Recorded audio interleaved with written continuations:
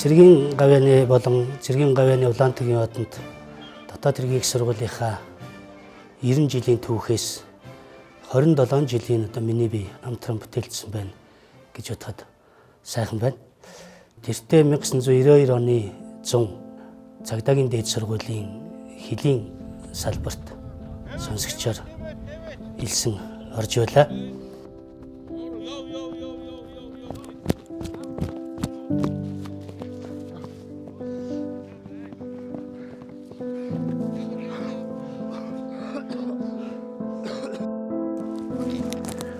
За бүгдээрээ сайн гүйцгэлээ хүүхдүүд ээ.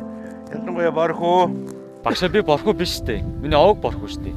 Би ч өөрөө л усан хараад байхгүй юу? Чамаас одоо бор царайтай болох дээр чинь борхоо гэж. Сайн байна.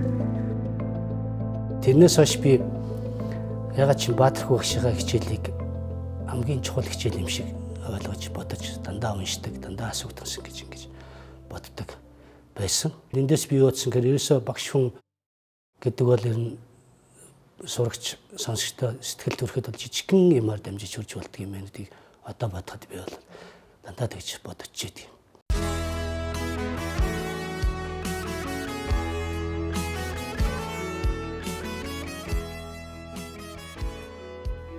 (1990) он гарсан энэ цаг үе бол Монгол улс нийгэм эдийн засгийн шилжилтийн ийм цаг үе. Ер нь монголчууд ер нь бол олон жилийн энэ улс төрийнхөө тогтолцоогоо өөрчилсөн, их зоригтойгоор өөрчилсөн. За хүн төрөлхтний хөгжилтөө бас алхаагаа хөлөө нийлүүлэх энэ оролдлогыг хийсэн энэ он жилүүд эхэлсэн. 1990 онд нийгмийн аюулаас хамгаалахын аймыг татан буулгаад улсыг аюулаас хамгаалах ерөнхий газар, улсын цагтан сэргийлэх ерөнхий газар гэж хоёр хуваагаад харьяа байгууллагуудын энэ хоёр газрынхаа харьяанд өгөхөд нийгмийн аюулаас хамгаалахын яамны харьяанд байсан дээд сургууль, тэнд цагдаагийн гэж үг байгаагүй, зүгээр дээд сургууль гэж нэртэй байсан. Аюулаас хамгаалахын яамны дээд сургууль цагдаагийн ерөнхий газрын харьяанд ирсэн юм. 1990 оны 4 сарын 19-ний 102 дугаар тогтоолоор сайд нарын зөвлөлийн дэргэдэх улсын цагтан сэргийлэх ерөнхий газар гэж нэрлээд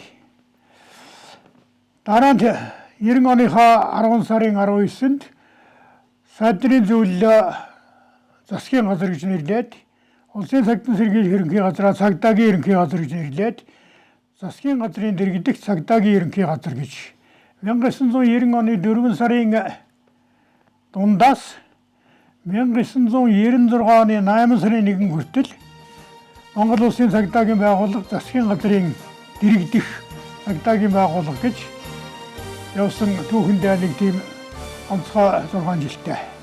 90-ад оны ихэнх үед бол эрүүг нөхцөл байдал огцом хүндрсэн. Олон жилийн туршид тайван байсан одоо гэдэг юм уу?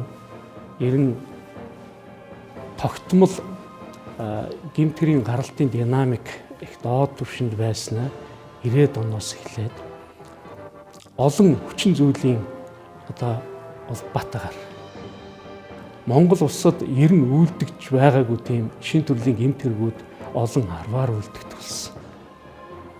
За хүнд гэмтгэрийн гаралт бол ер нь огцом нэмэгдсэн. За ингээд энэ эрүүгийн болон хэв журмын нөхцөл байдал огцом хүндэрсэнтэй холбоотойгоор Нахаямны цэргийн дээд сургуулийг бас өөрчлөх, өргөтгөх, сургалтын одоо тэр чиглэлийг нь бас өөрчлөх, тэр цагийн байдалтай уялдуулаад өөрчлөх шаардлага байсан.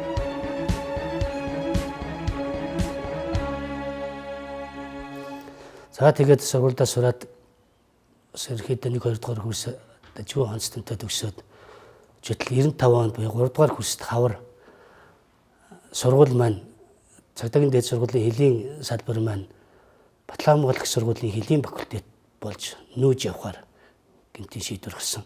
1994 оныхаа өвөл 11 сард Батлангамгаалахын яам болон цагдаагийн ерөнхий газар, хөлийн цэргийн удирдах газар тухайн үеийн нэршлэрээ энэ одоо 3 газрын дарга нийлж тушаал гаргаад сургуулийг бүх өмч хөрөнгөтэй нь тухайн үеийн нэршлэрээ цэргийн их сургууль руу шилжүүлээд тэнд эдийн факультетийн сурагч болж байсан.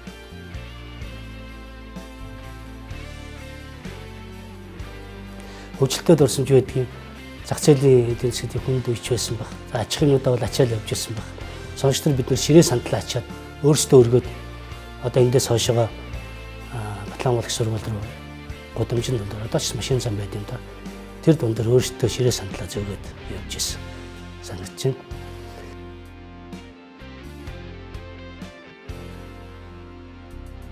Тэгээд 3 дугаар курсынхаа хавар үндсэндээ бид нэр Батлангуул их сургуулийн тэр үеийнхэр бол цэргийн их сургуулийн сонсогч болоод 7 дугаар сарын 5-нд уртын дадлага гэдэг дадлагт одоо Дорногов аймаг томилогдож 6 сарын дадлага хийж байлаа. 7 сарын 5-нд яг дадлагтаа яваад 7 сарын 7-нд миний хүү инрэл яг төрж исэн. Тэгээ би очиод чөлөө аваад ирж хүүгээ харж исэн. Ийм сайхан дүүх байдгийг. 1996 оныхаа хавар сургуулаа төгсөөд мөн Дорногов аймгийн Улаан хоол өдрөдөд томилогдож анх одоо Дорногов Монгол Улсын хадгалах хэл дээр үүрэг гүйцэтгэж эхэлсэн дээ. За 2000 онд засгийн газрын шийдвэрийн дагуу цагдаагийн дэд сургуулийг цагдаагийн актив болгож өргөтгсөн. За цагдаагийн актив болон өргөтгөхөд хууснаар шүүхэн шийдвэр үүс эрх зүйн тэнхим, шүүхэн шийдвэр биелүүлэх мөн адилхан шүүхэн шийдвэр биелүүлэх эрх зүйн тэнхим болсон нэршилтэйгээр тус байгууллагын аль багштыг бэлтгэх өдөр ичний хэлбэрээр бэлтгэж явуулж байсан. Нэг онцлог асуудал бол шүүхэн шийдвэр биелүүлэх байгууллагын аль багштыг бэлтгэх сургалтын төвийг 2002 онд байгуулсан байдаг. За сургалтын төв байгуулгаснараа шүүхэн шийдвэр биелүүлэх эрх зүйн тэнхимийн багш нар практик байгууллагын аль багштад бол хичээл сургалтыг явуулдаг болсон. За 2003 онд шүүхэн шийдвэр биелүүлэх эрх зүйн тэнхимийг өргөжин зохион байгуулж шүүхэн шийдвэр үүсгэх байгууллагын ажилтны бакалаврын сургалтын факультет болгосон. 2001 онд хуучин дотоод хэргийн яамны сайдын тушаалаар Хөлийн цэргийн дээд сургуулийн бүтэц оронтой батлагдаад цэргийн их сургуулиас Хөлийн факультет тэр үед цэргийн их сургуулийн Хөлийн цэргийн сургууль нэртэй болчихсон байсан 2001 онд. Салаад бие дааж байгуулагдсан 2001 онд. Тэгээ 5 шард тэнд байранд байрлагдсан. Тэр үед би өргөдлөө өгөөд сургуультай ажиллая гэдэг хүсэлт гаргасан. Наран Жамц захирал маань намайг тэр үед дамжин захирчаар авсан. Наран Жамц гэдэг маань одоо манай дотоод хэргийн их сургуулийн хэл судлалын профессийн судалгааны багийн тэргүүлэгч доктор профессор Өрөндөө Наран Жамц гэж хүн байдаг. Дамжин захирагчаар ажиллаж байгаад 2004 онд Хөлийн цэргийн дээд сургууль маань анхны магистр хэлсэлтэй авсан. 2002 онд дээд боловсролын тухай хууль батлагдсанаар их сургууль бакалавр, магистр, докторийн сургуульд эрхлэх ёстой. Ийм хууль эрх зүйнтэй бий болсон учраас тэр үед бүхэл сургуулиуд ялангуяа манай сургууль бол их сургууль болох зорилтын өрөөнд анхныхаа магистр хэлсэлтийг авсан. Цэргийн ухааны магистр сургуулийн анхны магистрт хэлсэж орсон. Тэр үед анхны магистрт бол дандаа Өрөндөө нар, дэд Өрөндөө нар орж исэн боловч захирал сургуулийн удирдлага байна намайг дэмжиж Ахмад Салтай залууг анхны магистрт орж сургаж байлаа. Магистрийн дипломыг 2006 онд гардаж авч академич шинжлэх ухааны доктор Арва гиснасаа би магистрийн дипломыг гардаж авч ясан даас бэлгшээж явдгийг. За ингээд анхны магистр болсноос хойш ажил албан тушааланд өөрчлөгдөж Хөлийн факультетийн арга зүйч багш гэдэг албан тушаалд томилогдож ажилласан. Энэ үеэс ер нь одоо энэ цагдаагийн актив, Хөлийн цэргийн дээд сургууль одоо энэ төрийн тусгай чиг үүргийн байгууллагын аль багштыг бэлтгэх энэ боловсролын байгууллага их сургуулийн статустайгаар үйл ажиллагаа явуулах зайлшгүй шаардлагатай юм байна гэсэн зүйлийг за манай цагдаагийн дээд сургуулийн багш хүрэлтгүүний дундч тэр за ер нь яам командлын тухайд ч гэсэн зайлшгүй одоо энэ сургуулийн статусыг дээшлүүлэх дараагийн шин шатнд гаргаж хөгжүүлэх шаардлага үүссэн байна гэж үзсэн учраас 2011 онд цагдаагийн ерхий газрын харьяанд үйл ажиллагаа явуулж исэн цагдаагийн академи, за хөлийн цэргийн одоо мэдлэлт байсан хөлийн цэргийн дээд сургууль гэсэн хоёр сургалтын байгууллагыг нэгтгэж дотоод хэргийн их сургуулийг байгуулсан юм.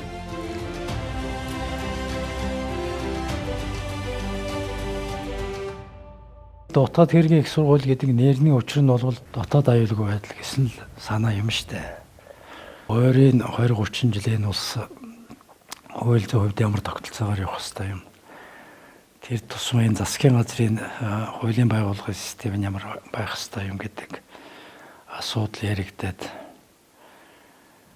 Тэгээ миний тэр ерөнхий бодсон юм бол энэ дотоод аюулгүй байдлыг хангасан байгууллагууд цөөхөн намтай том улсын хувьд нэг системд орох ёстой.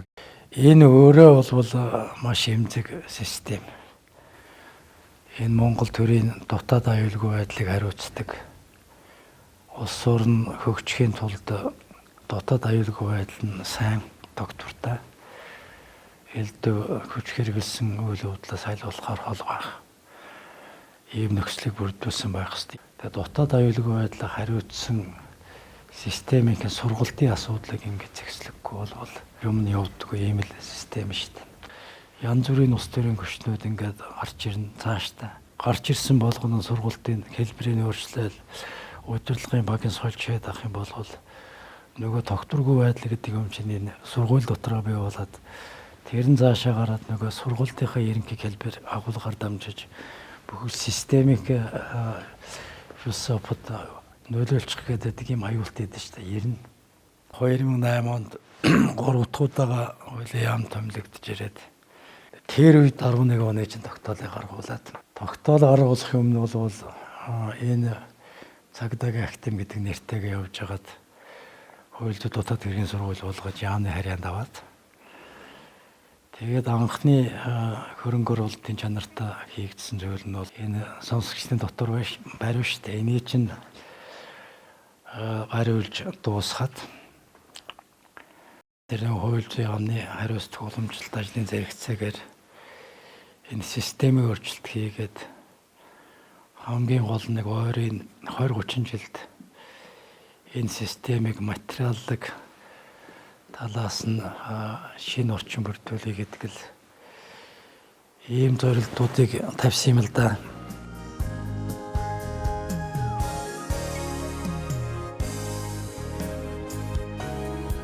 За тэгээд 5 шард сургуулийн хажууд гэртээ байсан зүүн цагт энд амланд ирээд дотоод хэргийн сургуулийн албаагч боллоо. Хашаанда 6-7 жилийн дараа ирэхэд байж хат баярлах сэтгэл төржилээ. Анх дотоод хэргийн сургууль болоод ажиллахад нэг л бүхэл юм зөрөөж байгаа юм шиг, таарах гэж байгаа юм шиг. Нэг л өөр орчинд ирсэн юм шиг. Нэг л эхэндээ нэг эвгүй орхил болдгоо байсан. Цагдаагийн хөлийн цэргийн онцгой байдлын шүүгэн шийдвэрийг бүгд нийлдсэн. Нэг л сонио орхиод болдгоо байсан.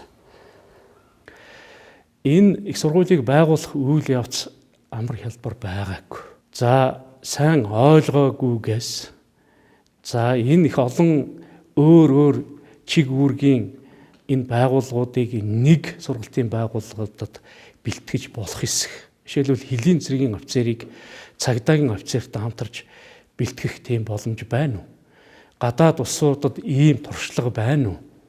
Энэ сургалтын номлол технологи өөр байдаг учраас ер нь гадны улс орнуудад ингэж туршсан тохиолдол их цөөн байдаг юм байна. Бид нар тухайн үед судалж үзэж байсан. За ингээд бидний хувьд бол их сургуулийн статус дээшилж байгаа. За бидний өмнө шин зорилтууд тавигдж байгаа. Өмнө нь бол бид нар сургалт нэг хэсэг сургалтын байгууллага байсан. Дараа нь сургалт эрдэмшилгээний байгууллага энэ одоо чиг үүргийг хэрэгжүүлж байсан. Одоо их сургууль болоод ирэхдээ эрдэм шинжилгээ сургалт үйлдвэрлэлийн байгууллага болж бид нар үйл ажиллагааныхаа тэр чиг үүргээ үндсээр нь бас өргөжүүлэх, өөрчлөх ийм шаардлагатай тулгарч байгаа. Тэгээ бидний хувьд бол ажил ундарсан. Дотоод хэргийн их сургууль байгуулсан их сайн үйл явдал болсон гэж би бодож байгаа. Цагдаагийн ахтай байгуулсныг би нэг зөв юм хийлээ гэж нэг боддгоо. Энэ том сургууль болсон явдал материалыг бадар өгчүүлэхэд их чухал асуудал л та. Газар болгонд л нэг сургууль, газар болгонд л нэг танхим, газар болгонд нэг музей, газар болгонд нэг үеийн тамирын танхим байгуулж явахгүй бүгдийг нэгтгэхэд эн чинь их хүчтэй сайхан сургууль боллоо да. За ийхүү их сургууль өөрийнхөө эрх зүйн байдлаа дэвшлүүлж, за түүнтэй зэрэгцээд энэ их сургууль тавигддаг их олон шалгуур шаардлагууд байдаг. Багшлахад үндсэн бүрэлдэхүүний тодорхой хувь нь эрдмийн болон боловсролын дээд зэрэгтэй байх ёстой, доктор байх ёстой. 1996 оны 5 сард цагдаагийн дээд сургууль анх удаа эрдмийн зөвлөл байгуулсан юм. Эрдмийн зөвлөл байгуулсан өнөө доктор дэд эрдэнэ мэтийн салтаа улсууд нь олддоггүй, хүрдэггүй. Тэгээ гаднаас нэг 2 хүн оруулж цагдаагийн ерөнхий газрын дарга байсан би өөрийгөө оруулж ээж 11 хүн бүрдүүлж эрдмийн зөвлөл анх байгуулсан байхгүй юу? 96 оны 5 сараас хойш одоо өнөөдрийн хүртэл 27-8 жил эрдмийн зөвлөлийн гишүүнээр явж байна. Цагдаагийн сургууль, цагдаагийн ахтын дотоод хэргийн их сургууль, улс их хурлын их сургууль, дотоод хэргийн их сургууль гэж буцаад эрдмийн зөвлөлөөр явж байна. Дотоод хэргийн их сургуулийн дэргэд докторийн зэрэг хамгаалуулах зөвлөл байгуулсан явдал боловсрол соёл шинжлэх ухааны яамнаас тэр үеийн нэрээр нь хэлж байна. Боловсрол соёл шинжлэх ухаан спортын яамнаас авсан энэ сургуулийг өгчүүлэх талаар авсан их том арга хэмжээ маш чухал ач холбогдолтой болсон. 2024 оны байдлаар манай их сургуулийн багшлах бүрэлдэхүүний 30 гаруй хувь нь докторийн зэрэгтэй, 60 гаруй хувь нь магистрийн зэрэгтэйгээр үйл ажиллагаагаа явуулж байна. Мөн манай сургууль нь эрдмийн зөвлөл, захирлын зөвлөл, магистр доктор хамгаалуулах зөвлөл, профессорын багуудыг байгуулан эрдэм шинжилгээ сургалт үйлдвэрлэлийн нэгдлийг хангах чиглэлээр үйл ажиллагаагаа доктортой явуулж байгаа үндэсний хэмжээний их сургууль болон өргөжөөд байна. Дотоод хэрэг их сургуулийн агшин түвшний сургалтад шүүгэн шүүс байгууллагын албаа хашид суралцах байдал жилээс их тусам нэмэгдэж байгаа. Тухайлбал магистрийн сургалтад 2003-аас 2023 оны хооронд 120 орчим алба хаагч өнөөгийн байдлаар хууль зүйн магистрийн зэрэг хамгаалсан байдаг. Түүнчлэн хууль сахиулахын удирдлагын актын чиглэлээр шүүгэн шийдвэр гүйцэтгэлийн стратеги тактик удирдлагын мэргэжлэлээр 30 орчим алба хаагч удирдах ажилтны чиглэлээр суралцдаг өсөж практик байгуулах өнөөгийн байдлаар удирдах ажилтан хийж байна. Шүүгэн шийдвэр гүйцэтгэл судлалын чиглэлээр 1988-аас 2023 оны хооронд 15 алба хаагч докторийн зэрэг хамгаалсан байдаг. За 15 алба хаагчаас өнөөгийн байдлаар 10 алба хаагч нь дотоод хэргийн их сургуулийг түшгэлсэн хууль зүйн докторийн зэрэг хамгаалах зөвлөлийн хуралдаанаар өөрсдийнхөө судалгааны ажлыг хэлэлцүүлж амжилттай хууль зүйн докторийн зэрэг хамгаалсан байгаа нь энэ их сургуулийн үндсэн сургалт эрдэм жилгээний үйл ажиллагааны чиглэлийн шүүгэн шийдвэр ус байгууллагын алба хаагчийг сургам бэлтгэх, давтан сургах, эрдэмжүүлэх, түүнчлэн шүүгэн шийдвэр гүйцэтгэл судлалын салбарын хөгжлийн чиг хандлагыг тодорхойлох, эрчимжүүлэхэд бол орж байна гэж үзэж байна.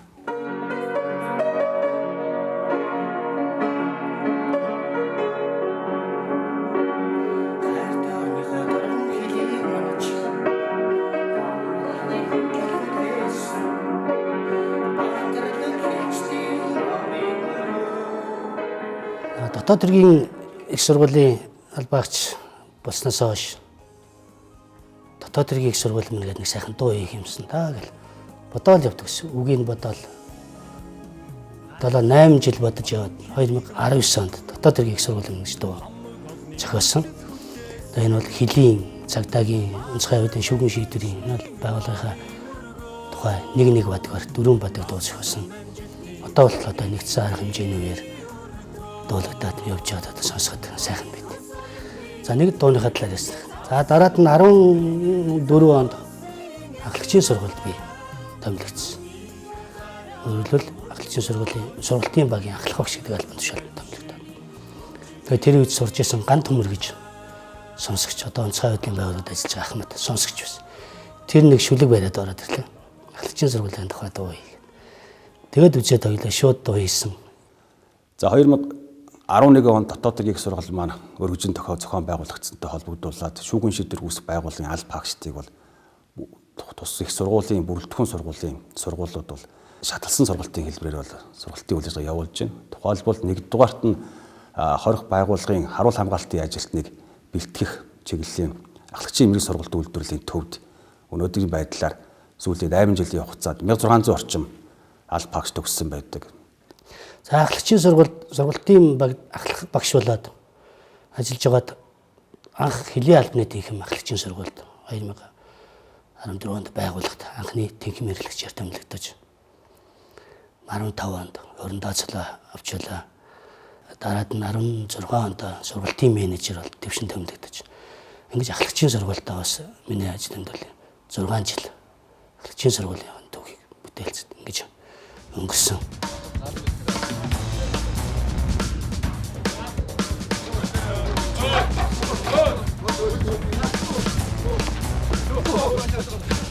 Юу болоод жагс. Тэрэж. Хов. Юу болоод байна залуучууд? Аа? Та нар чинь сургалтын төвөөс өдөө хүртэл хамт байгаа. Хонжоод мөн биз дээ. Та нар 3 жилийн өмнөхөөс хандаа. Бүгд нэгэн дээвэр дор амьдарч. Бүгд нэг тогооноос хооллож, тасралтгүй орсон хүүтэн бороотой өдрүүдэд тусаал гойдсон майхантаа бие биенээ наалж элчэнд дулаацдаг байснаас хандаа.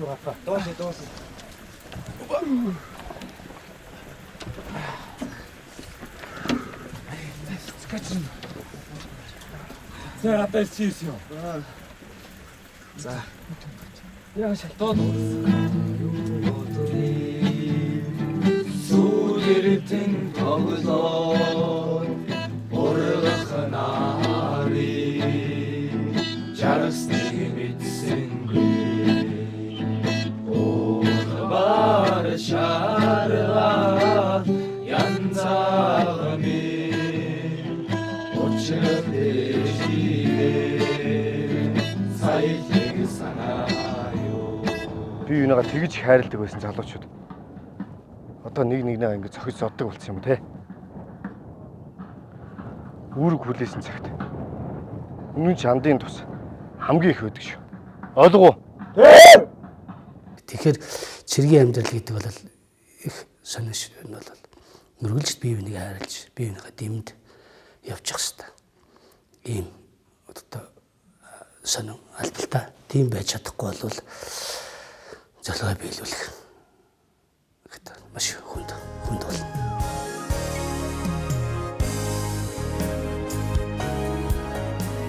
Бид нар цаг нартаа уралдаж байсан шин санаа болгоныг ажил болгох гэж бид зүтгэсэн. Сонгодог их сургуулиудын тэр олон зуун жилийн хөгжлийн тэр загваруудыг бид нар анхааралтай судалсан. Түүний хажуугаар сүүлийн одоо жилүүдэд эрчимтэй хөгжиж байгаа өндөр хөгжлийг олсон, шинэ ухаанд суурилж хөгжсөн тэр улс орны их сургуулиудын загварыг бид нар анхааралтай судалсан. Тэр нь бидний хувьд энэ их сургуулийн богино хугацааны дотор их сургуулийн статустай болгоход онцгой тийм нөлөөсөн гэж бид үздэг. За түүнээс гадна эрдэм шинжилгээ судалгааны ажлын агуулмж бол өндөр байх ёстой. Тэ одоо бид нар өөрийн эрдэм шинжилгээний хүрээлэнгүүдээ байгуулах, тэнд тэр хүрээлэнгүүдэд энэ хууль сахиулах, аюулгүй байдлыг хангах байгууллагуудын үйл ажиллагааны шинэ ухааны үндслийг боловсруулах. Өөрөөр хэлбэл одоо ерөнхийдөө бор практикаар хөгжиж ирсэн энэ байгууллагууд шинэ ухааны үндслээ хөгжих зайлшгүй шаардлага тавигдсаныг одоо манай хамт олон ойлгосон. Магистрийн хамгийн анхны хэлсэгч байсан бол дотоодын их сургуулийн хэл судлалын докторийнхаа мөн хамгийн анхны хэлсэгч болж орж исэн. Тэгээд анхны хэлсэгч болж 8 жил зүтгэж доктор гэдэг цолыг 2022 онд хамгаалж байлаа. Доктор гэдэг бол бас л амар ажил биш байлаа гэдгийг би төдийгөө бусад докторд бол бүгд өнөхтэй хэлэх байна. 8 жил оролцсон замд нь няцаж цуцаад энэ болийч гэж бодчихсон би байлаа. Хилийн аюулгүйдлүү эрх зүйн тухай бичиж байгаад нэлээд ажиллаа явуулсныхаа дараа сэдвээс олж эх орон чимцний үзэл болгож өөрчилж бас зарим нэгэн хүмүүст докторд зэмлүүлж байлаа. Гэхдээ өөрийнхөө хүсэж тэмүүлсэн эх орон чимцний үзэл гэдэг яг юу юм? Яаж хөгжүүлэх ёстой юм бид нар? Хамгийн эх орон шарт юм яагаад өнөөдөр юм болчихоо гэдгийг судалж эх орон чимцний үзэл өнөөдөр юуг ойлгох ёстой нэг мөр ойлголтыг бий болгоё гэж үз. Энэ сэдвийг зориулж авч докторс зэрэг яг хамгаалсан юм байна. Одоо ер нь төр засагч гэсэн эх орон чимсний үзэл гэдэг юмыг одоо өнөөдөр маш их ярьдаг боллоо. Их хурлаас судалсан алсын хараа 2050 урт хугацааны хөтөлбөрт бүр эх орон чиргэн бэлтгэх гэсэн зорилт хүртэл тавиад ингэж явж байна. Монгол Улсын хэмжээнд Монгол Улсын ерөнхий сайдын санаачлагаар алсын хараа 2050 Монгол Улсын урт хугацааны хөгжлийн бодлогын хүрээнд алсын хараа 2050 гэдэг ерөнхий сайдын нэрмжид тэтгэлэг зарлагдсан байдаг. Уг тэтгэлгийг би Дотоод иргэний сургуулийн сонсогч оюутны холбооны пэйж хуудаснаас мэдээлэл авч ингээд уг тэтгэлэгт ингээд өөрийгөө сориод үзье гэж бодож ингээд анх орсон. Энэхүү тэтгэлэг маань Монгол Улсад анх удаага 10 хүртэлх сая төгрөгийг ингээд сонсогч суралцагч оюутнуудын одоо хичээл сургуульд цаашдын одоо өөрийгөө хөгжүүлэх боломжийг нээх зорилгоор ингэж зарлагдсан байдаг. За нийт Монгол Улсын хэмжээнд 500 гаруй хүүхэд нэгдүгээр шатанд одоо эсээгээ хөрвүүлсэн байдаг. Одоо өмнөөс 270 гаруй хүүхэд одоо 2 дугаар шатандаа тэнцэж өрсөлдсөн байдаг. Хууль зүйн сургуулийн одоо бусад оюутнуудын хувьд хэрхэн ямар хэмжээний мэдлэг боловсролыг одоо өөртөө авч шингээж чадсан бэ гэдэг мэдлэгээ нэг шалгах зүйл чинь оюутны эрдэм шинжилгээ судалгааны ажлууд. Тэгэхээр энэ эрдэм шинжилгээ судалгааны ажил болоод за мөн одоо энэ олон төрлийн тэмцээн уралдаануудад одоо оролцож байгаа байдал чинь өөрийгөө илэрхийлцэр оюутан. За юу сурсан мэдснээ бусдтайгаа одоо хуваалцах энэ боломжуудыг бол олон нийтийн ажлаар дамжуулж оюутны холбоод байгаа оюутан сонсогчид өөрсдийгөө илэрхийлэх, за өөрсдийгөө илэрхийлэхээс гадна зэрэгцээ төвшөнд сурж байгаа оюутнуудаа бас хөгжүүлэх энэ боломжийг бол оюутны холбоо бий болгох юм аа. За оюутны холбоо гэдэг бол сургуулийн захиргаа оюутан хоёрын хооронд холбож өгдөг тэдний эрх ашиг, оюутнуудынхаа эрх ашигыг хамгаалах, нөгөө талаасаа сургуулийнхаа хийх гэж байгаа тэр зүйлийг бас оюутнуудаа зөв одоо ойлгуулах тэр гүүр нь болж өгдөг. Сургуулийн дотоод ардчлалын нэг зүйл бол яалтчгүй оюутны холбооныхоо үйл ажиллагаагаар илэрдэг. Манай сургуулийн оюутны холбоо анх 1998-аас 99 онд бол гэмт явд судлал клуб гэдэг нэртэйгээр бол байгуулагдаж байсан. Манай оюутны холбоо ямар ажлыг хийсэн бэ гэхээр нийт одоо Монгол Улсын сургуулиудын дунд зохион байгуулагддаг парламентын мэтгэлзээнд одоо тэмцээнд орохын тулд сургуультай бол парламентын мэтгэлзээний клубыг ажиллуулсан. За дээрэс нь манай сургуулийн онцлог бол мэдээж хууль зүйн салбарт бол боловсон хүчин бэлтгэж байгаагийнхаа хувьд бол шүүх мэтгэлзээний клубыг бас оюутны холбоо бол үүсгэн байгуулж ажилласан.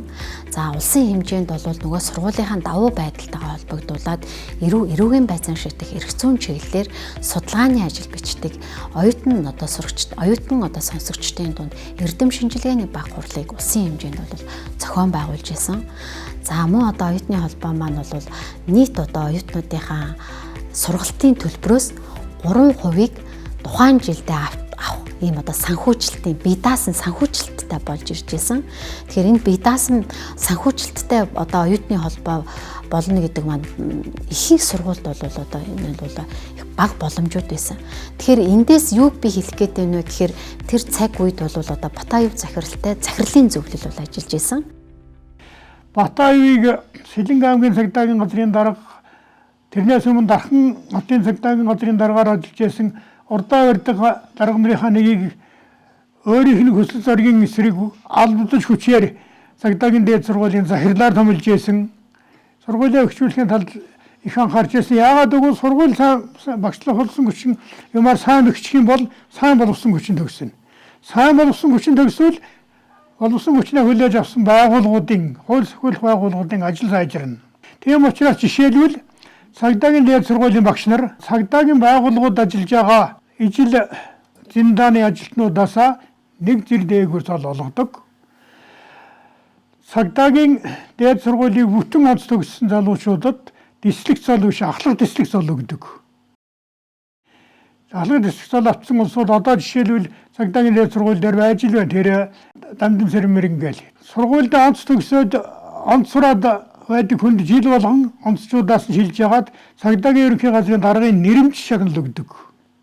Эрдэнэбаатар захирал байж л байна жишээлбэл.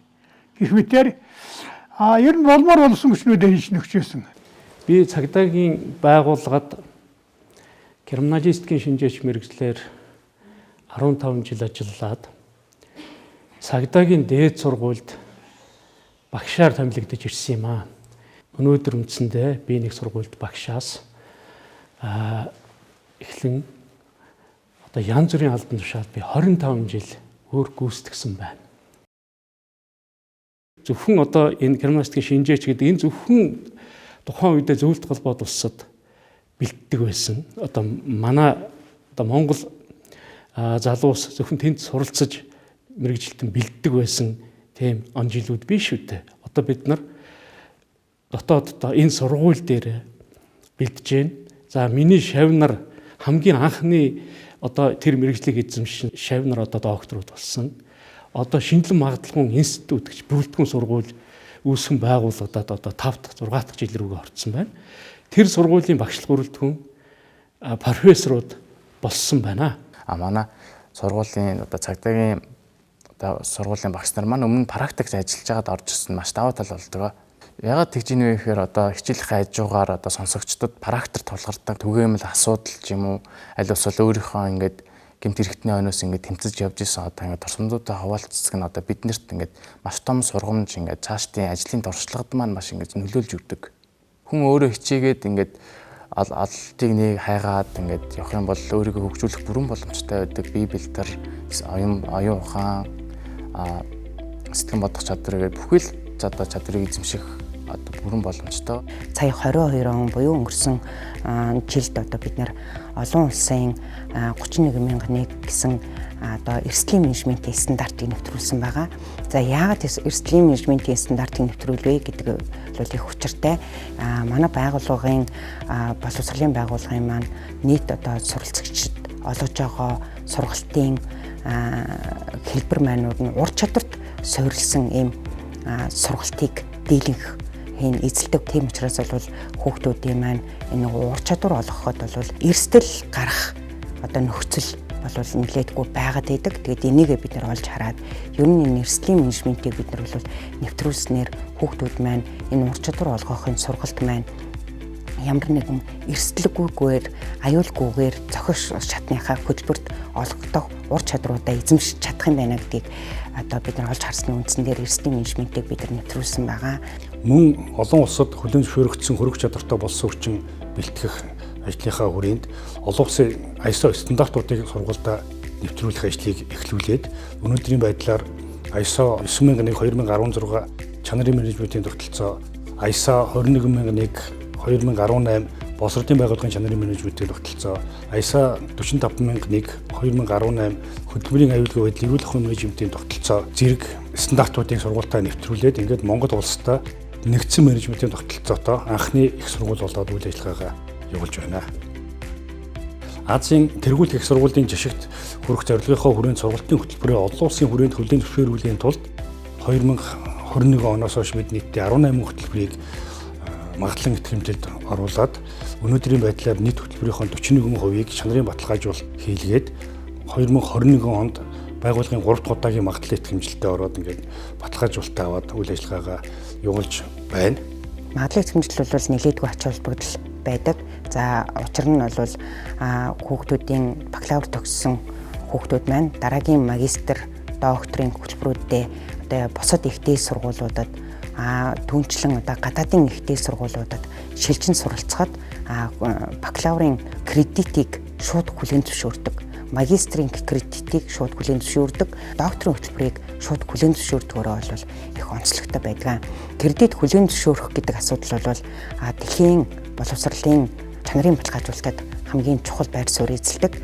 Кредит хүлээн зөвшөөрнө гэдэг маань тухайн суралцагчид маань бол санхүүгийн маш их хөнгөлөлттэй За цаг хугацааны хувьд маш их одоо ач холбогдолтой хэмнэсэн ийм үйл ажиллагаа болдгоор бол кредит өгөхөлийн зөвшөөрөх асуудал хамгийн чухал байдаг. Бусад ихтэй сургуулиуд ер нь энэ Монголын болон олон улсад бол докторийн хөтөлбөрийг бол маш их тийм ховор магадлал итгэмжилдэг. Яагаад гэвэл энэ өөрөө бол эрдмийн зэрэг олгодог ийм өндөр түвшний хөтөлбөр байдаг учраас шалгуур шаардлага нь одоо бусад хөтөлбөрүүдийн шалгуур шаардлагыг бодоход бол харцангуй өндөр шаардлагыг тавьдаг. Тэгээ энэ өндөр шаардлагыг давж гарч хөтөлбөрийг магадлал итгэмжлүүлнэ гэдэг бол бидний хувьд бол сургалтын чанар амжилттай байна гэдгийг илэрхийлж байгаа нэг илэрхийллээ гэж бид нар үзэж байна. Манай хамгаалуулах зөвлөлд гадаад улсаас ирж хүмүүс хамгаалдаг. Оросын холбооны улсаас Сандакова Ариуна гэж хүн ирж хамгааллаа. Вьетнамаас ирж хүн хамгааллаа. Манайх чинь ичнээгээр сурдаг, өдрийн ангид сурдаг улс ялгаатай л да. Ичнээ гэдэг нь бол ажиллаа хийж байгаа сурдаг. Энэ бол хүнд цагдаагийн ажил, хил хамгаалах ажил, шийдвэрүүлэх хэцүү шттэ. Энэ ажлын хажуугаар докторийн ажил хийнэ гэдэг бол их хүнд ажил. За манай хамгаалах зөвлөлд шинжил ухааны доктор 3 байна. Доктор 15 байна. Дэд профессор бүгд хамгаалах зөвлөлийн гишүүд ийм цолтой. Боловсролын сайдын тушаалаар ийм цолыг өгдөг. Ийм бүрэлдэхүүнтэй манайх ажиллаж байгаа. Манай зөвлөл дотор гавьяа туйлж, гавьяа зүтгэлтэн 5 байна. Энэ бол бас баг үзүүлэлт биш. Түүнээс гадна генерал 2 байна. Пүрв генерал, дамжин цар генерал. Тэгээ генералуудаас бүрдсэн сургууль гэдэг чинь бас л хариуцлагатай дүгнэлт гаргадаг, хариуцлагатай шийдвэр гаргадаг сургууль гэж би ойлгож байгаа. Сүүлийн 20 гаруй жил сургууль эрдмийн ажил руугаа хянгарч байгаа. Тийм учраас энэ сургууль судалгааны ажил хийх, магистр хамгаалах, доктор хамгаалах маш их хэрэгжилтэй. Боловсролын байгууллага учраас ер нь бидний гол бүтээгдэхүүн бол манай сургалтын хөтөлбөрүүд байгаа. За бидний гол бүтээгдэхүүн манай суралцагчид байгаа, бидний төгсөгчид байгаа. Эдгээр хэрэглэгчид маань эргээд дараагийнхаа шатны сургалтад одоо шилжсэн сургалтад магистр болон докторийн сургалтад гадаадын ихтэй сургуулиудад суралцахад олон улсын стандарт нэвтрүүлсэн байгууллага гэдгээрээ бол тэднэрт илүү одоо ихтгэл үнэмшилтэй болж одоо дипломын хүлээн зөвшөөрөх байдал бол их байдаг. Мөн одоо судалгааны ажлууд хийхэд хамтарч одоо гадаадын ихтэй сургуулийн одоо судлаачтай хамтарч судалгааны ажлаа бичих, мөн олон улсын одоо хүлээн зөвшөөрөгдсөн сэтгүүлүүдэд эрдэм шинжилгээний өгүүлэл нийтлүүлэхэд энэ нь бол томоохон одоо түлхэц болж өгдгөөрөө ийм давуу талууд их байна. За энэ стандартуудыг нэвтрүүлснээр манай байгууллагад ямар өөрчлөлт гарваа гэдэг бол их чухал байгаа. Тэгээд энэ стандартыг нэвтрүүлснээр одоо манай байгууллагын гадаад дотоод хамтын ажиллагаа их сайжирсан, их өндрүүлсэн. Яагад гэвэл гадаадын байгууллагууд олон улсын стандартыг барьсан, олон улсны стандартыг нэвтрүүлсэн, олон улсын стандартаар үйл ажиллагаа нь явуулдаг байгууллага гэдгээрээ илүү тэдний ихтгэл үнэмшлэлийг төрүүлдэг. За мөн одоо энэ стандартыг нэвтрүүлснээр одоо манай байгууллагын дотоод үйл ажиллагаа маш их одоо эмх зэгцтэй, түргэн шуурхай, ачаал энэ тэнцвэртэй ажиллаж байгаа багш, оюутан, суралцагчид, албан хаагчид маань одоо эрүүл саруул 5 тухтай ажиллаж хөдөлмөрлөх болсноор бол илүү одоо стандарт нэвтрүүлсний ач холбогдол үр нөлөө бий болж байгаа. За манай их сургууль сүүлийн жилүүдэд гадаадын 30 гаруй байгууллага ижил төрөл мэргэжлийн их сургуулиудтай хамтын ажиллагааг өргөжүүлж, тухайлбал Америк нэгдсэн улс, Бүгд найрамдах Солонгос улс, Энэтхэг улс, Бүгд найрамдах Филиппин улс, Турк зэрэг улс орнуудад багш албаа сонсогч суралцагчдын урт богино хугацааны одоо сургалтанд тус хамруулад байна. За сургуулийн мань гадаад харилцаа гэж өргөжиж байгаа нь бол бид бүхэнд мэргэжлэр өсөн дэвжих боломжуудыг улам бэр одоо нэмэгдүүлж байгаад бид бүхэн баяртай байд юм аа. Их сургуулийн захирал цагдаагийн урандаа Батбаатар захирал мөрөд Азийн цагдаагийн сургалтын байгууллагын холбооны 22 оны ээлж 6 дугаар зөвлөгөөнөөр дэд ерөнхийлөгчээр за олон улсын цагдаагийн активуудын холбооны 11 дахь удаагийн хурлаар холбооны өдөртөх зөвлөлийн гишүүнээр тус сонгогдож ажилласан бөгөөд за энэ 2024 онд одоо бас дахин сонгогдсон нь дотоод хэргийн сургуулийн нэрөнд олон улсын түвшинд өсөж байгаагийн одоо нэг илэрл юм аа. Ингэж олон улсын байгууллагын үйл ажиллагаанд идэвхтэй доктортой оролцож байгаа нь Азийн тэргүүлэх их сургуулийн жижигт хүрэх алсын хараанда тэмүүлж байгаа одоо чухам алхам болж байна гэж бид үзэж баяртай байд юм аа. За түүнээс гадна нэгдсэн үндэсний байгууллагын ихийг сахиулах үйл ажиллагаанд их сургуулийн офицер ахлагч нар өөргөө нэр төртэй гүйцэтгэж за албаны мэдлэг, ур чадвар, дуршилгаа нэмэгдүүлсний зэрэгцээ Солонгос улсад нэгдсэн үндэсний байгууллагын инхийг дэмжих үйл ажиллагаанд бэлтгэх цагдаагийн дамжаанд одоо багш нар амжилттай хамрагдаад байна. Монгол Улсын засгийн газрын мөрийн хөтөлбөрт тусгасан төрийн өмчийн ихтэй сургуулиудыг бие даасан, судалгаанд суурилсан их сургууль болгож хөгжүүлэхийн зорилтын хүрээнд манай сургуулийн материаллык бааз, сургалтын орчин нөхцөл сүүлийн жилүүдэд нэлээд сайжирч байна. 2010 оноос хойш үндсэндээ Монгол Улсын засгийн газар болон хууль зүйн дотоод хэргийн яамны үе үеийн сайд, дарга, энэ сургуулийн үе үеийн захирал удирдлагуудын нэлээд хүчин чармаалтаар манай сургуулийн сургалтын орчин нөхцөл нэлээд сайжирч байгааг бас энд дурдж хэлэхэд таатай байна. Тухайлбал 2013 онд 850 сонсогчийн ор бүхий сонсогчийн байр буюу К10-ын байрлал ашиглалтанд орсон.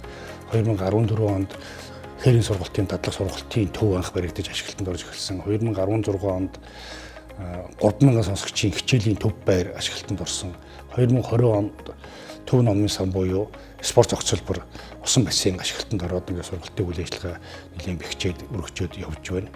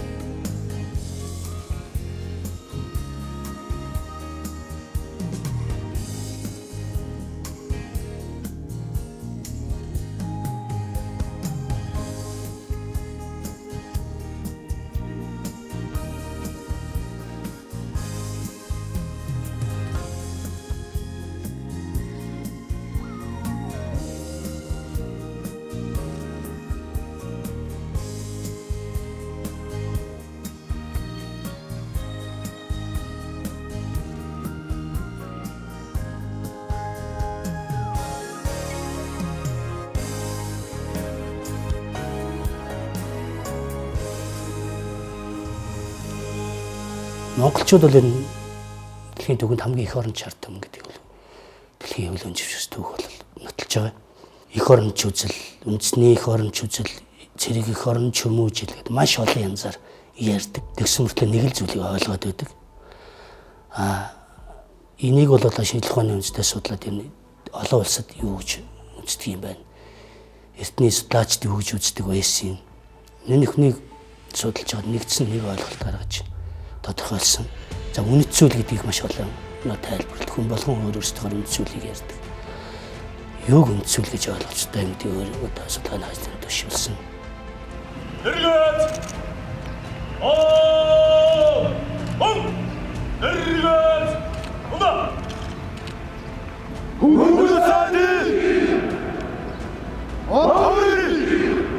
Аахынд амжилт хүсье.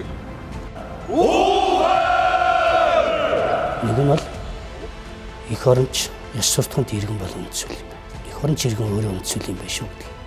Хоёрт нь Монгол улсын тусгаар тогтмол аюулгүй байдлын баталгаа болсон хил үндсүүл, яалч үндсүүл юм байна. Сургуулийн түүхэн хөгжлийн явцыг судлан өсгөх тус сургуулиас 90 жилийн өндөрлөөс өнөөдөр харахад Монгол улсын баатар 1, Монгол улсын хөдөлмөрийн баатар 5 төрсөн байдаг.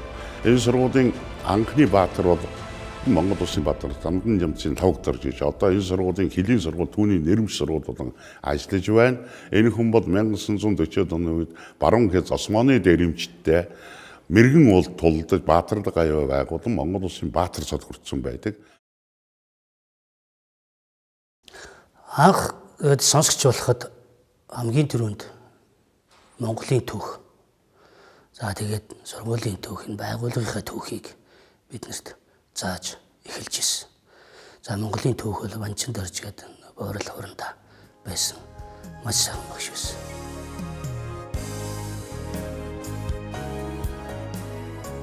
Манай сургууль нь 90 жилийн түүхэн хөгжлийн хугацаанд тухайн үеийн олон улсын болон бүс нутгийн нөхцөл байдлаас шалтгаалan төр засгийн шийдвэрээр нэршил, байршил, бүтэц зохион байгуулалтууд нэлээд хэд хэдэн удаа өөрчлөгдөж ирсэн түүхтэй.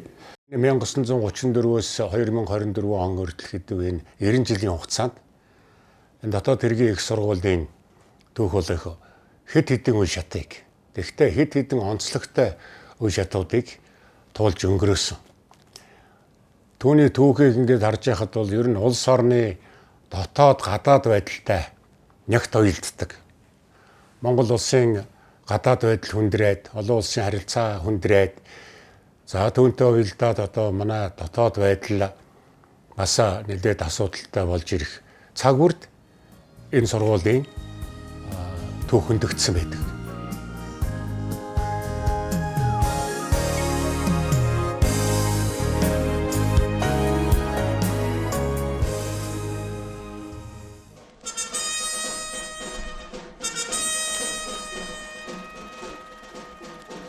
Дотоод хэргийн их сургууль түүний одоо хамгийн анхны үүсэн байгуулагдсан төв сургууль 1930-ад оны ихэнх үед анхлан байгуулагдсан. За төв сургууль байгуулагдж байсан 1930-ад оны ихэнх үе бол цаг үеийн байдал бас эдрээтэй. Дэлхийн одоо нийтийн байдал их түгшүүртэй. За Монголын дорнод хэлд империалист одоо төрөмгийлийн аюул бодтойгоор нүүрэлсэн тийм он жилүүд байлаа гадааддаа. За дотоодод ардын засгийн анхны жилүүдийн алдаатай бодлого элдв нуглаа.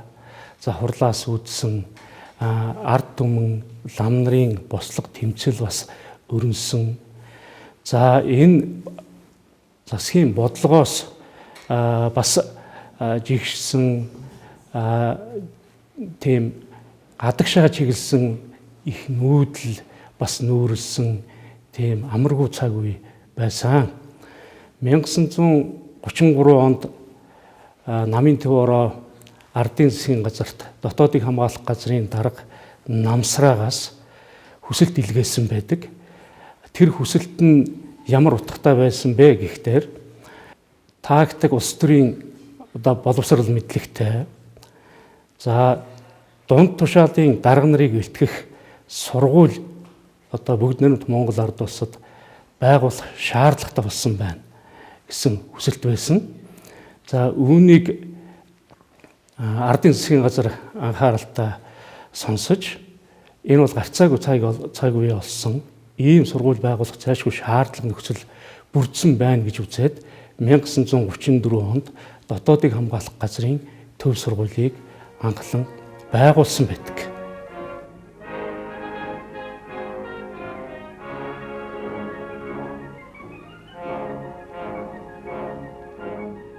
За 1938 онд төв сургуулийг хязгаарын ба дотоодын цэргийн нэгдсэн сургууль болгож өргөдөх шийдвэрийг гаргасан байдаг. Энэ одоо халах голын дайны өмнөхөн цаг үе. За дорнод хил дээр цагийн байдал бас их хэлбэр усулсан. За милитарист одоо тэр бүлэглэлүүд одоо Манжго улсыг Монголын хил тойрхон байгуулсан. За нис хүчний болон авт замын сүлжээг Монголын хилд тулгаж барьсан. За түүний хажуугаар тагнуул туршууллуудыг Монголын хил рүү бас олон цөөнөөр нэвтрүүлж байсан ийм амаргүй цаг үе. Тийм болохоор Монгол улсад тэр үеийн бүгднээрэнд Монгол ард улсад ардын засгийн газрын мэдэлд энэ аюулаас хамгаалах чиглэлийн хүний нөөц үнэхээр их тулгамдсан. Ер нь тийм мэрэгжилтэн тусгай мэдлэг өгөхий ажилтнууд тун ховор байгааг харгалзан үзэж төв сургуулийг өргөдгөж нэгдсэн сургууль болгож бэхжүүлсэн байдаг.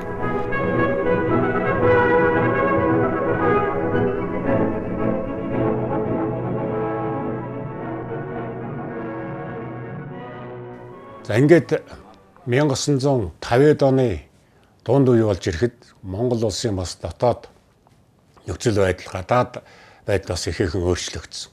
Ягаад тэгэхээр 1949 онд өмнөд төрш бүгд найрамдах хятад ард улс байгуулагдаж тэнд коммунистууд засгийн эрхэнд гарч социалист системийн нэгэн гэр бүлд орсон. За хойно бол зөвлөлт холбоотой улс.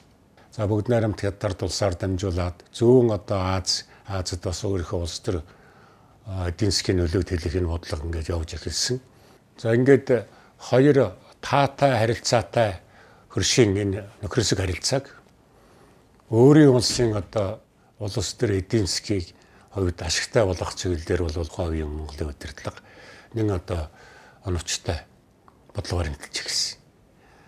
Тэгээ энэ үеэс бол бүгд найрамдах Монгол ард улсын их бүтээн байгуулалтын үйл ажиллагаа эхэллээ гэдгийг бид түүхэнд ярьж тэмдэглэдэг шнэ. Нэгэнт одоо Монгол улсын гадаад нөхцөл байдал их өөр таатаагаар өөрчлөгдсөн учраас за цэргийн явдлын яам дотоод явдлын яамыг нэгтгэх асуудал үүссэн. Ингээд цэрэг ба нийгмийг аюулаас хамгаалах яам гэж энэ шинэ яам байгуулад энэ одоо улс орны дотоод болон гадаад үйл ажиллагааг хамгаалахад чухал үүрэг гүйцэтгэсэн хоёр яамны үйл ажиллагаа нэгдсэн учраас дотоод явдлын яамны сургуулийг одоо цэргийн ерөнхийд сургуулийн харьяанд оруулах ийм ажил эхэлсэн баг.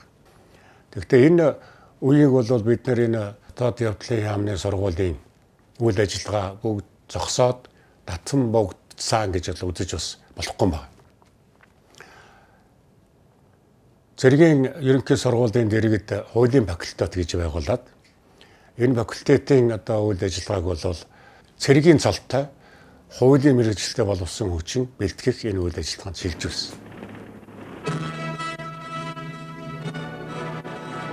Цэргийн ерөнхий сургуулийн харьяанд хуулийн салбарыг байгуулснаар за зөвлөлт холбоод улсад сурч мэргэжил эзэмшсэн хуульчдыг одоо багшлах бүрэлдэхүүнээр сонгож тэнд 10 гаруй жил дээд боловсралтай хуульчдыг бэлтгэсэн ийм түүхтэй. За энэ он жилүүдэд бэлтгэгдсэн дээд боловсралтай хуульчид бол Монгол улсын хууль сахиулах за энэ хууль хамгаалах энэ байгууллагуудын удирдах албан шаарднуудыг бэлтгэсэн их чадварлаг боловсон хүчнийг бэлтгэсэн он жилүүд юм аа гэж бид үздэг. Тэр үеийн зөвлөлт холбоот улсын аюулаас хамгаалах харааны дээд сургуулийг бол би 66 онд төгссөн. Энэ сургууль хуулийн дээд мэргэжилтэд болж ажилласан. Сургууль төгснөхийн дараагаар би ичнээ аспирантур суралцаж ингээд 1982 онд хуулийн ухааны загтын зэргийг хамгаалсан энэ үл улсын аюулаас хамгаалах байгууллагад би анхны одоо эзэмтэн гэж тооцож явд юм л да. Тэгээ энэ үндэндээс аюулаас хамгаалах байгууллагын ажил, улсын аюулаас хамгаалах байгууллагын ажилд холбогдсон одоо ном зохиолуудыг хэвлж бичиж гаргаж байсан. Тэгэхээр хуулийн боловсролууд бол банк дээшлүүлж байх, хөгжүүлж байх ийм ёстой да.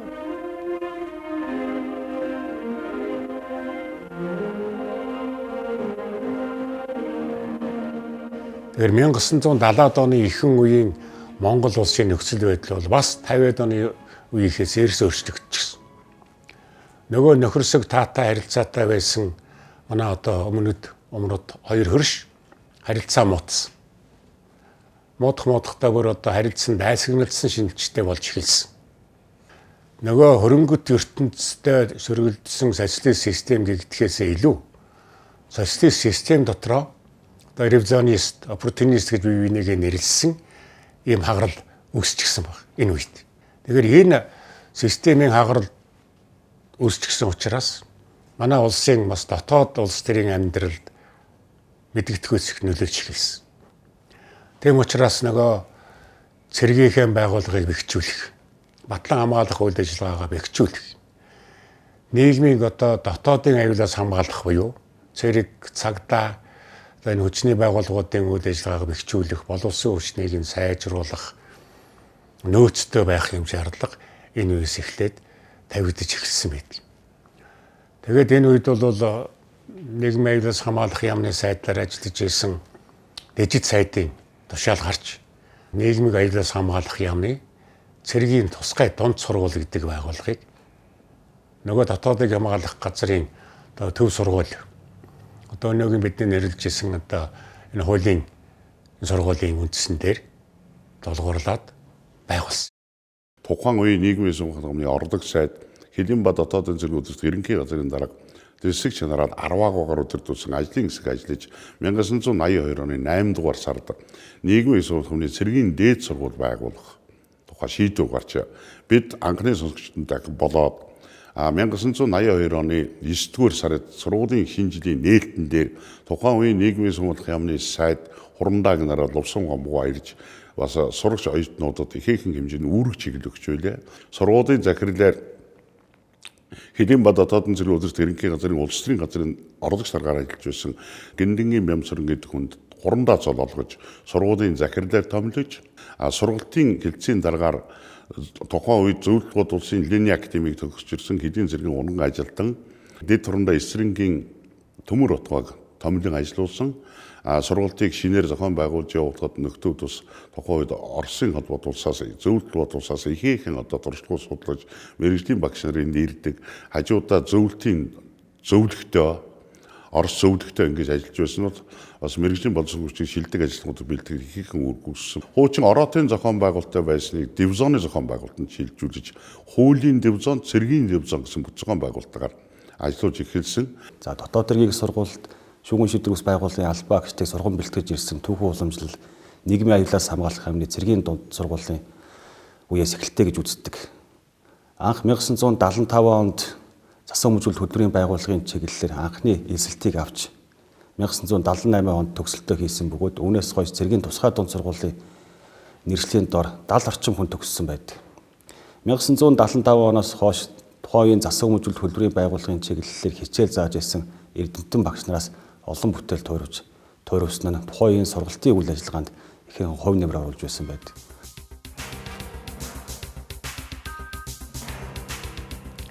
За 1982 онд Нахын яамны дээд сургууль байгуулагдсан. Сургалтын агуулга технологид бас гүнзгий өөрчлөлт оруулах, багшлах бүрэлдэхүүнийг одоо мэдлэг чадвартай тийм болсон хүчнээр бэхжүүлэх.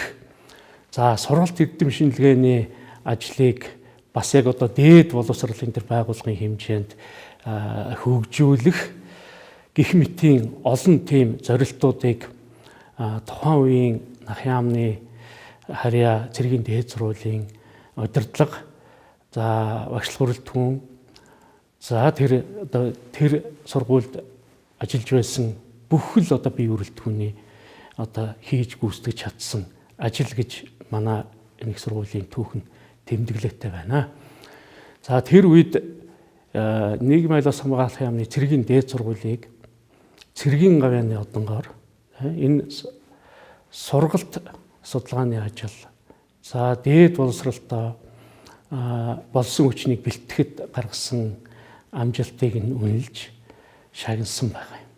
Тэгээ цэргийн тусгай дунд сургууль нийгмийн аялал хамгаалахын яамны цэргийн дээд сургуулийг энэ 1974-өөс 1990 оны ихэнх үе хүртэл сурч төгссөн болсон хүчин тусгай албадын тэр үүргийг нь Монгол Улсын өнцөг улам бүрт гүйцэтгэхийн сэцүү энэ байгууллагуудыг удирдах тэр үүргийг бас энэ төгсөгчид биелүүлж байгаа. Цагдаагийн дээд сургуулийн маань анх 89 онд намайг элсэж ороход бол нийгмийн аялал хамгаалахын яамны цэргийн дээд сургууль гэсэн ийм нэртэй сургууль байсан.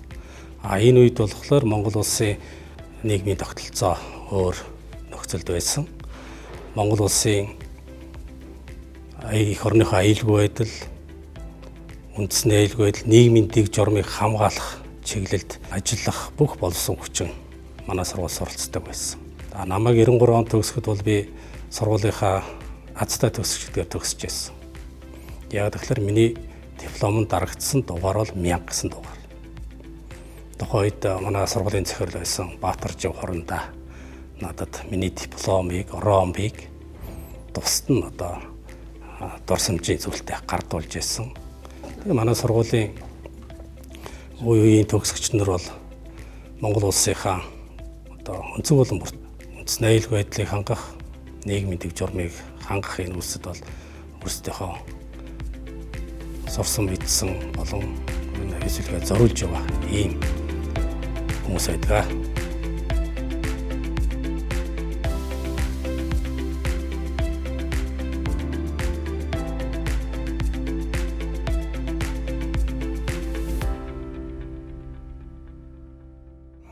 жилийнхаа түүхэн хугацааны 80 орчим жилийг тусгай дунд болон дээд боловсролын статустайгаар үйл ажиллагаагаа явуулж байгаад Монгол Улсын засгийн газрын 2011 оны 229 дугаар тогтоолоор дотоод хэргийн их сургууль гэсэн нэршилтэйгээр их сургуулийн статустайгаар бие даасан байгууллага болж зохион байгуулалт нь өөрчлөгдөн өнөөдөр үйл ажиллагаагаа явуулж байна. Одоо 24 оны байдлаар манай дотоод хэргийн их сургууль нь бүрэлдэхүүн болон харьяа 11 сургуулийн бүрэлдэхүүнтэйгээр үйл ажиллагаагаа явуулж байна. Сургуулийн өмнөх боловсрол, ерөнхий боловсрол, мэрэгжлийн боловсрол, бакалавр, магистр, докторийн шатлсан бүх шатны сургуулийн байгууллагын сургалтыг үйл ажиллагаанд нэвтрүүлэн хэрэгжүүлэн ажиллаж байгаагийн зэрэгцээ, эрдмийн зөвлөл, захирлын зөвлөл, магистр, докторийн зэрэг хамгаалуулах зөвлөл, профессорын судалгааны багуудыг байгуулан эрдэм шинжилгээ сургалт судалгааны үйлдвэрлэлийн нэгдлийг хангах чиглэлээр доктортой үйл ажиллагаа явуулж байгаа үндэсний хэмжээний их сургууль болж өргөжөд байна. 90 жилийн түүхэн хугацаанд манай их сургууль нь төрийн тусгай албанд 60 гаруй мянган алба хаагчийг бэлдэж хүний нөөцийг бүрдүүлж өгсөн түүхтэй үйл ажиллагаагаа явуулж эренбэлтэйгээ зоолгож байна.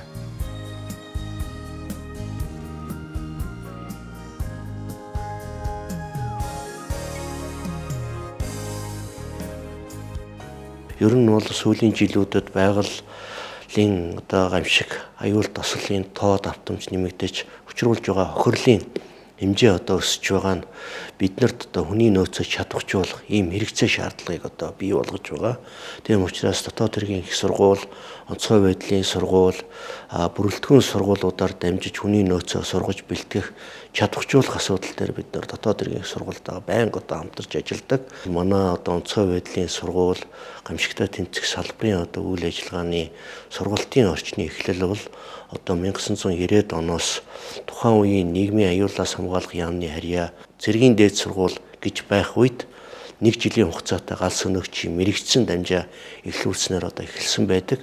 Түүний дараа 2012 онд Монгол Улсын шадар сайд, хууль зүйн дотоод хэргийн сайдын одоо хамтарсан тушаалаар онцгой байдлын сургууль байгуулагдаж бакалавр, магистр, докторийн түвшинд сургалтын үйл ажиллагаа өргөжөж өнөөдөр бас онцгой байдлын байгууллагын одоо үндсэн цөм болох офицер, ахлагч бүрэлдэхүүнийг одоо сургаж бэлтэх, мэрэгшүүлэх энэ тогтолцоо одоо бүрдснээр их одоо үнэтэй зүйлс гэж одоо боддөг юм аа. Тэгээд өнөөдрийг хүртэл одоо 1990-ад оноос хойш онцгой байдлын байгууллагад одоо ажиллаж байгаа 1150 гаруй төгсөгч нарыг дотоод хэргийн их сургуульд одоо бэлдэж төгслөө.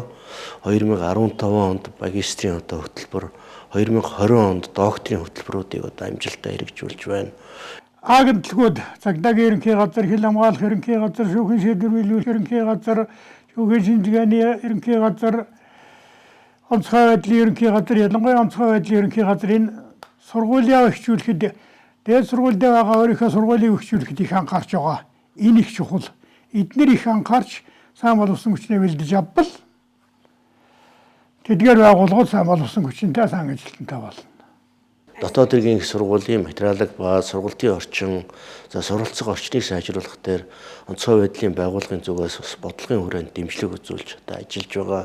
Ялангуяа одоо анхи танхимыг тохижуулах, сургалтын танхимыг одоо орчин үеийн шийдэлтэйгээр болгож одоо өөрчлөх энэ асуудал дээр бас анхаарч байна. Мөн одоо засгийн газрын одоо шийдвэрээр клиник сургалтын 83 дугаар ангийг байгуулсан. Энэ бол одоо юу гэдгийг суралцж явах хугацаанд практик дээр гарахад одоо ийм үйл ажиллагаа явуулд юм байна гэдгийг бас боддоор харуулах ийм суралцах орчныг одоо бүрдүүлэхэд бол анхаарал тавиад ажиллаж байгаа юм. Дотоод хэргийн сургуульд суралцсанараа сэтгэл зүй, оюун ухаан, бие болдрын өмд өв тэгш бэлтгэгдэж Монгол улсынхаа аль ч өнцөг болон бүрт ямар ч салбарт ажиллах бүрэн чадвартай болж төгсдөг нь одоо манай сургуулийн онцлог юм аа. Цагдаагийн дээд сургуульд 4 одоо бэхжсэн бүр одоо биелээ олцсон 4 школ байсан юм. Эрүүгийн их зүүн Жансангийн школ. Эрүүгийн байсаа шитгэх их зүүн Батэрдний школ. Хааны их зүүн Долгор сүрэнгийн школ. Бие хамгаалах урлагийн Хаян гарын школ гэж. Энэ 4 сургалтаар цагдаагийн дээд сургууль Монгол улсын бүх их дээд сургуульд тэргүүлэх байрыг эзэлдэг байсан. Энэ тэг сургуулийн авч явах тэр эрдэмтэн нэг хүн хэрэгтэй байдаг байхгүй. Тэр тэг сургуулийн авч явах нэг хүнээ сайн тодруулахын тулд дэмжлэг хэрэгтэй байд юм дэрэж. Мөнгө төгрөг кичнээн дутуу байна уу хамгийн түрүүнд энэ боловсон 30 хүнийхээ нөөцийг үлдэх сургуультай их л зарах ёстой юм. Ер нь энэ эрдэм шинжилгээний ажил хийх улсуудыг болвол дэвшүүлж дарга марга болгож явуулах хэрэггүй байдгийг. Тэндэн тэр салин хангамжийн байд юм уу? Солын нөгөөд тэндэн суурьшилтай байлгаж яж эрдэм шинжилгээний ажил гардаг. Би өнөөдөр сургуульд ажиллаж 23 жилийн хугацаанд 9 албан тушаалтай ажиллаж байгаа юм байна. Дамжинаас хэрэж ажиллаа. Хамгийн сайхан албан тушаал ажлыг бол би дамжинаас хэрэж байжээ гэж одоо бодсон юм.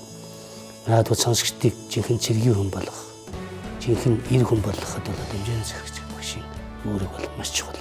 Халуунд нь хамт зогсож байдаг, хүүтэнд нь хамт хөрч байдаг ийм учраас хамгийн чухал юм байд юм байсан байна гэж одоо боддгийн. Акшмнат ума улда дуусчихсан. Төгсчл байна да.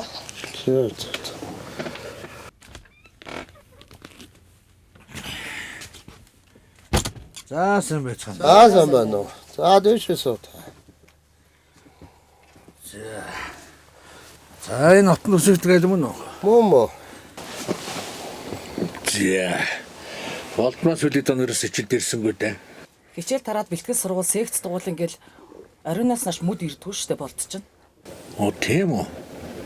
Хэд оног ичил дэрсэнгүү? Яа чуултон ч. Бомсоо илгээж явдаг үстэй шүү. Тийм.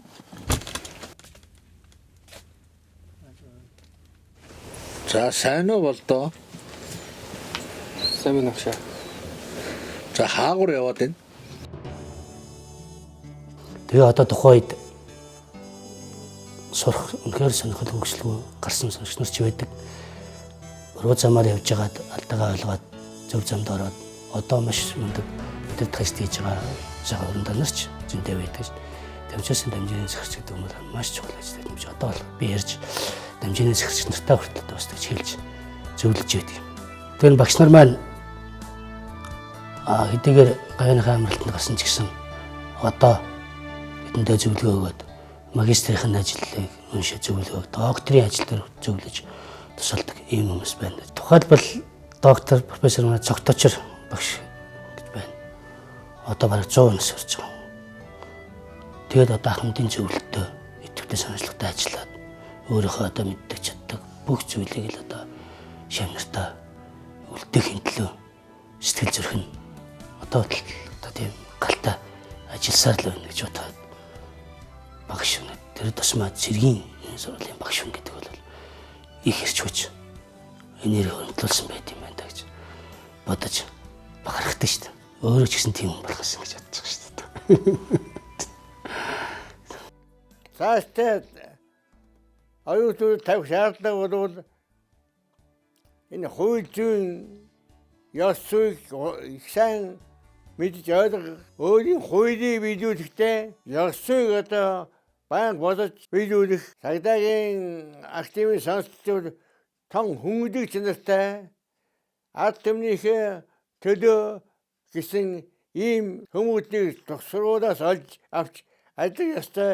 Би тэгжчтэй ажиллаж байсан энэ үүргийг сургууль багш нар биелүүлсэн гэж бодож явд юм аа.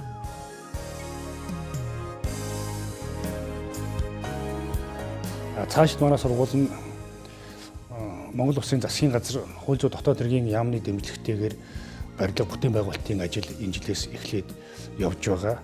Энэ хүрээндээ бид үндсэндээ 6 барилга нэг байгууламж барьж байгуулахаар Монгол Улсын засгийн газраас техник эдийн засгийн үндэслэлийг хийх хөрөнгөлийг хийж өгсөний үндсэн дээр ингээд бүтээн байгуулалтын ажил эхлээд явж байна.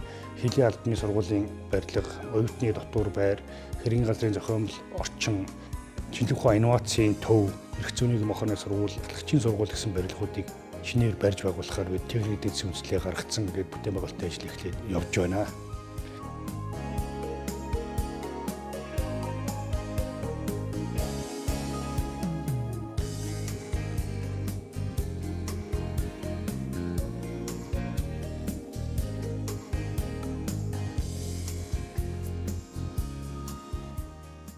Их сургуулийн тулгын чулууг босголцож алдар гавьяан түүхэн замналын 90 жилийн түүхийг бүтээлсэн үе үеийн сургуулийн удирдлага, захирлууд, эрдэмтэн багш, судлаачид, ажилтан албан хаагч, сонсогч суралцагч та бүхэндээ болон та бүхдийн гэр бүл төрөлх сургуулийн түүхтэн баярын мэндийг өргөн дэвшүүлье.